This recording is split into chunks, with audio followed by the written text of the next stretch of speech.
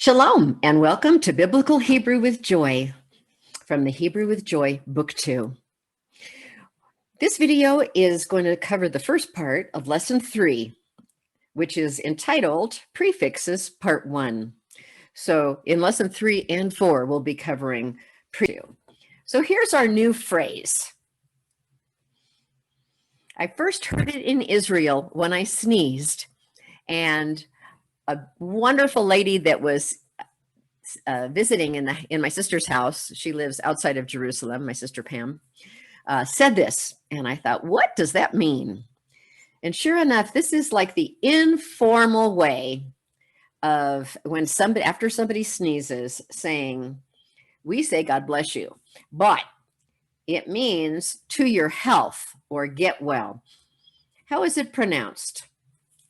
Labriut. Labriut.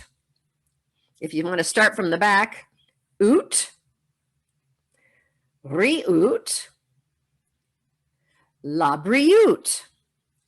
And that's what you say after someone sneezes, or this is a way you can ask somebody to get well, and it really means to your health. Labriut. And we are, of course, on page 31 at the top of the page. Here's your new vocabulary list for today. So, can you pronounce these words? Try the first one. Yom, and of course it means day. We'll talk about the gender in just a moment. Then we have an unusual one in A2. We have two forms of the same sounding word, et.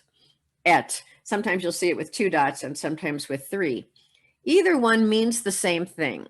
It's basically saying that the word which follows it is a direct object, but not any direct object, something specific. We'll talk more about that in F1. And by the way, this word in no way translates into English. B section, our first prefix, you've been exposed to this many times, with the hey, meaning the, and the patach, the ah vowel, the line vowel underneath. In B1, you have a reminder that there is a ton of different prefixes, but we are going to concentrate just on the most used ones that you see on this list. B2, again, we know that this combination, this prefix, adds the word the before a Hebrew word. For example, Hashem is the name. Hashabbat is the Sabbath.